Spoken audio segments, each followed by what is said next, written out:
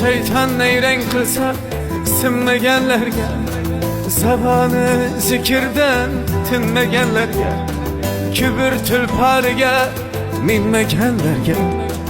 Cuma mübarek, cuma mübarek.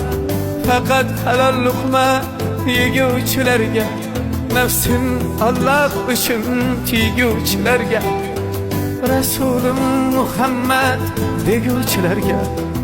Cuma mübarek, cuma mübarek.